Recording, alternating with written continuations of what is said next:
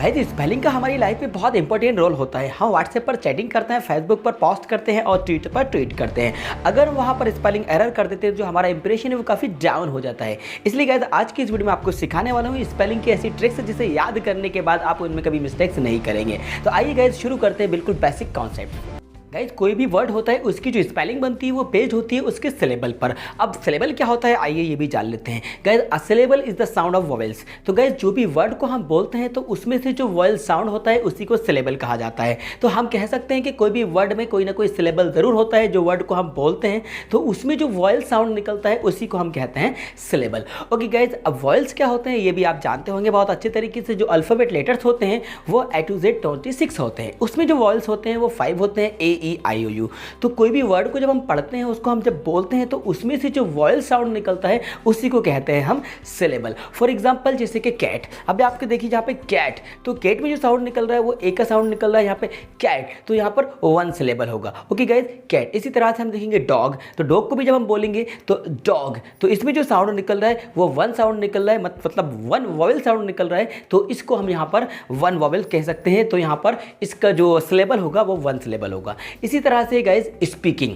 अब आप स्पीकिंग देखिए तो गाइज यहाँ पर जो सिलेबल होंगे यहाँ पर 2 सिलेबल होंगे।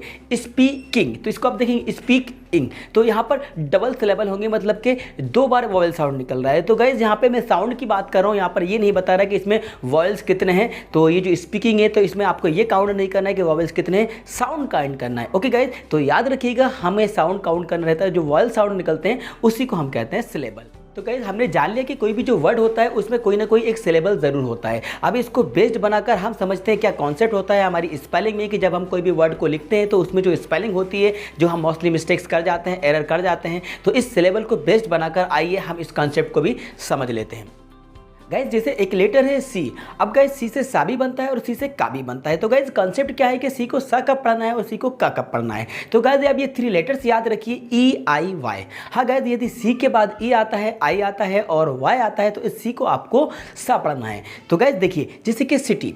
अब देखिए यहाँ पर CITY तो इसको हमें पढ़ना है सिटी। इसे आप और भी एग्जाम्पल देख सकते हैं जैसे cell, CELL cell, citizen, cinema, circus. तो इन सभी में आप ध्यान से देखिए जो एग्जांपल्स आपको स्क्रीन पर नजर आ रहे होंगे, यहाँ पर सी के बाद या तो ई आ रहा है या आई आ रहा है, वाई आ रहा है। जैसे कि आइस है, आईसी है, राइस है। तो यहाँ पर आप देखेंगे कि सी के बाद ई, आई और वाई आता है तो इस सी को हमें सा पढ़ना है। अब इसके अलावा सी के बाद कोई भी लेटर आता है तो उस सी को का पढ़ा जाएगा। फॉर एग्जाम्पल जैसे कि क्लॉज है, कॉल है, कैट है, कम है, क्लीन है, क्लॉक है। तो यहाँ पर एग्जाम्पल्स आप देखेंगे तो यहाँ पर सी को हम का पढ़ेंगे। तो गाइस ये कॉन्सेप्ट क्लियर हो गए ना, आ रहा है आपको समझ में। तो यही एक कंसेप्ट होता है कि सी को सा कब पढ़ते हैं और सी को का कब पढ़ा जाता है। अब गाइस बात कर लेते हैं जी के बारे में। तो इसी तरह से एक और लेटर है जी।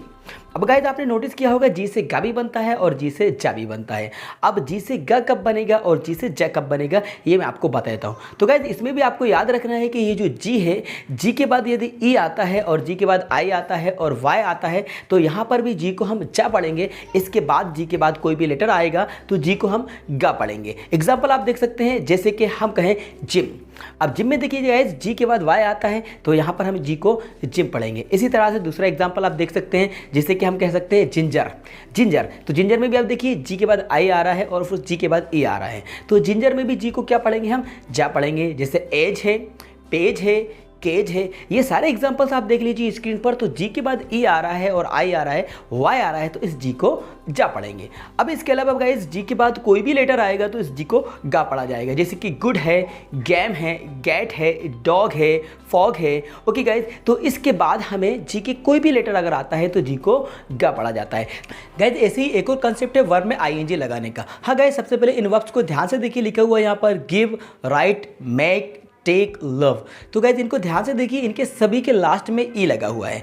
तो गाइज ये जो ई लगा हुआ है तो यहाँ पर ई का कोई साउंड नहीं आ रहा होगा। जैसे आप लिखेंगे make, write, give, take, love, come. तो इन सब के लास्ट में ये जो ई है, ई का कोई साउंड नहीं है। लेकिन जब हम इसमें आईएनजी लगाएंगे तो ये जो ई है इसीलिए ई को हटाकर हम आईएनजी लगाएंगे। तो इसलिए राइट का बन जाएगा राइटिंग, कम का हो जाएगा कमिंग और गिव का हो जाएगा गिविंग, टेक का बन जाएगा टेकिंग और लव का हो जाएगा लविंग। तो यही एक कॉन्सेप्ट है कि यहाँ पर इन वर्ब जो लिखी हुई है इनके लास्ट में ई है और ई का कोई साउंड नहीं निकलता है। इसी वजह से जब हम इसमें आईएनजी का यूज़ करेंगे तो इस ई को हटाकर हम आईएनजी लगाएंगे। हाँ गाइस मैं आपको अब एक और कॉन्सेप्ट बताता हूँ, वो है इस दा का। हाँ गाइस गाइज कुछ लोग इसको दा पढ़ते हैं और कुछ लोग इसको दी पढ़ते हैं। कभी आपने देखा होगा, आपने नोटिस किया होगा कि कुछ लोग इसको दा बोलते हैं और कुछ लोग इसको दी बोलते हैं। पर गाइज आप जानते हैं कि कब इसको दा और कब इसको दी पढ़ा जाता है? यदि नहीं तो ये भी कॉन्सेप्ट में क्लियर कर देता हूँ, आपको बता देता हूँ। ये जो डाउट है वो आज मैं क्लियर कर देता हूँ। तो देखिए गाइज, ये जो THE है इसको कब दा और कब दी पढ़ना है, तो गाइज मैं आपको बता दूँ। देखिए ये जो THE है इसके बाद अगर जो वर्ड स्टार्ट होता है वो वर्ड अगर कोई वॉयल से स्टार्ट होता है,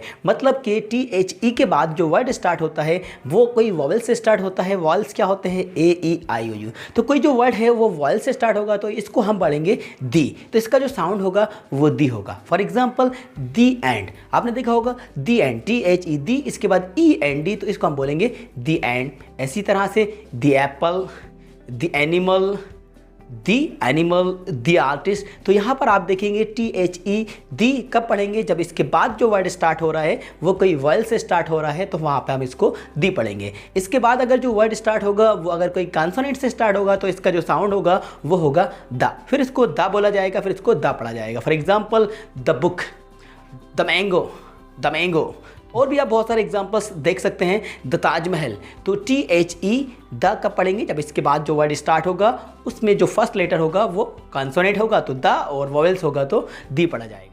चलिए गाइज एक और इंटरेस्टिंग रूल सीखते हैं। सबसे पहले गाइज आप इन वर्ड्स को ध्यान से देखिए। स्क्रीन पर आपको ये वर्ड्स दिख रहे होंगे, बिट, सिट, किट। आप देखेंगे ये जो आई लगा होगा बी के बाद, एस के बाद और के बाद, तो आई से छोटी की मात्रा लग रही है इसलिए हम इसको पढ़ रहे हैं बिट, सिट और किट। लेकिन गाइज मैं आपको बताऊं कि रूल क्या कहता है, यदि जो वर्ड्स हैं इनके लास्ट में ई लगा दिए जाए, मतलब यहाँ पर ये जो बिट है, बिट के बाद जो टी है, टी के बाद ई लगा दिया जाए तो फिर हम इसको खींच के पढ़ेंगे। खींच के कैसे पढ़ेंगे? फिर आई की आवाज़ आएगी। कैसे? बिट को हम पढ़ेंगे बाइट, BITE, बाइट। मतलब टी के बाद अगर ई लग जाएगा तो फिर हम इसको पढ़ेंगे बाइट। इसी तरह से सिट को हम पढ़ेंगे साइट और किट को हम पढ़ेंगे काइट। तो गाइस रूल क्या कहता है कि कोई भी वर्ड जो है ई के बाद एंड हो रहा है, ई पर एंड हो रहा है, उससे पहले कंसोनेंट और उससे पहले अगर कोई आई आता है, मतलब आई कंसोनेंट और ई आई, तो फिर उस वर्ड को हम खींच के पढ़ते हैं, आ ई की आवाज़ आती है। किस तरह से? एग्जाम्पल आप देख सकते हैं, जैसे कि लाइफ, वाइफ।